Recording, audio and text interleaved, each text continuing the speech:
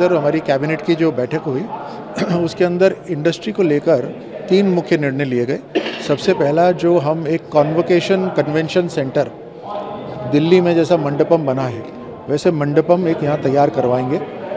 वो उसका मॉडल होगा जहाँ सरकार को एक भी पैसा नहीं देना। तकरीबन 5,000 करोड़ का ये कन्वेंशन सेंटर बनेगा और इससे सरकार के पास ये एसेट भी आएगा और कमाई भी होगी। सरकार को कोई पैसे देने की ज़रूरत नहीं है। दूसरा है, उदयपुर के अंदर आयरन ओर की जो माइन है उसको इस्तेमाल करने के लिए एक कंपनी के साथ हमने समझौता करा है, जो कंपनी को हम 53 एकड़ ज़मीन दे रहे हैं डीएलसी से डबल रेट पर। उससे वो प्योर करेगी आयरन ओर को और पैलेट बनाकर आयरन से जो काम होते हैं उसको बढ़ावा मिलेगा। तीसरा निर्णय हमने इंडस्ट्रियल पार्क पॉलिसी 2026 लेकर आए। इसमें हमने कुछ मॉडल बनाए हैं। जो ऐसे इलाके हैं जहां इंडस्ट्रीज़ बहुत कम जाती हैं, वहाँ कोई डेवलपर अपनी पार्क बनाना चाहेगा तो उसको इंसेंटिव है, प्राथमिकता है।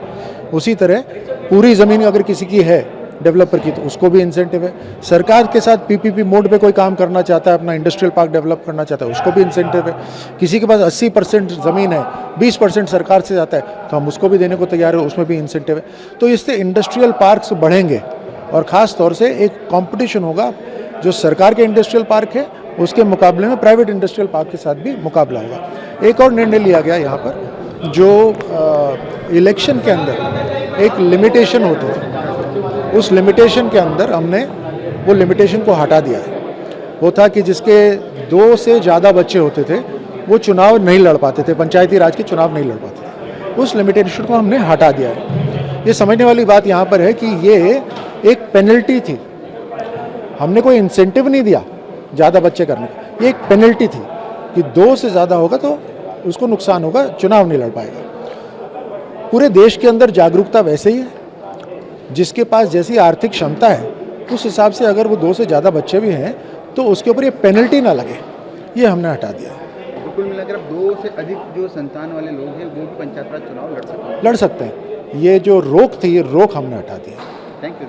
कैबिनेट में जो निर्णय लिया गया है खास तौर पे जो संतानों वाला है, पंचायत राज चुनाव में जो 2 से अधिक संतानों की बात होती है उसको हटा लिया गया, क्या निर्णय है पूरे बताएं। राजस्थान पंचायत राज अधिनियम की धारा 19 और राजस्थान नगरपालिका अधिनियम 2009 की धारा 24 में प्रावधान थे और प्रावधान है कि जिस व्यक्ति के 2 या उससे अधिक संतान है, 2 से अधिक संतान, 2 तक तो अलग है, 2 से अधिक संतान है, वो कोई भी पंचायत राज या नगरपालिका नगर निकायों का चुनाव लड़ने के लिए अयोग्य माना जाएगा। वर्तमान में ये महसूस किया गया, आमजन की आवाज़ आई, विधि विशेषज्ञों की राय आई, आर्थिक सलाहकारों की राय आई और अन्य प्रदेशों में ये प्रावधान का अध्ययन किया गया और जो चुनाव लड़ने वाले योग्यता रखने वाले व्यक्ति है उनकी जो आवाज़ आई, उनकी जो मांग आई, उसका परीक्षण किया गया तो पाया गया कि अब इस प्रावधान की आवश्यकता नहीं है। समाज में स्व प्रेरणा से जो जनसंख्या नियंत्रण हुआ है और जब ये कानून लाया गया तब 3.2 का रेशियो था और वर्तमान में ये मात्र 2 ही रह गया है। तो ऐसी स्थिति में सरकार ने महसूस किया कि जब समाज स्वयं ही स्व प्रेरणा से जनसंख्या नियंत्रण कर रहा है तो अब इस कानून की आवश्यकता नहीं है।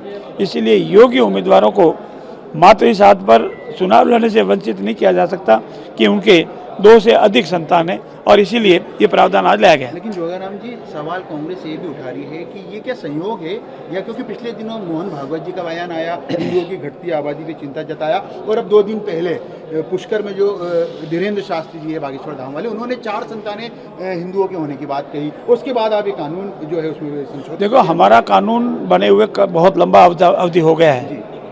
वो बिल हमको कैबिनेट में लाना था और बिल बनने में अनेक वर्ष लगते हैं, अनेक दिन लगते हैं, समय लगता है, विधिक राय ली जाती है। इसीलिए माननीय शास्त्री जी ने कल जो बयान दिया उससे या अन्य किसी जनप्रतिनिधि ने, किसी राजनेता ने या किसी महान व्यक्ति ने बयान दिया, उससे इस बिल का कोई संबंध नहीं है।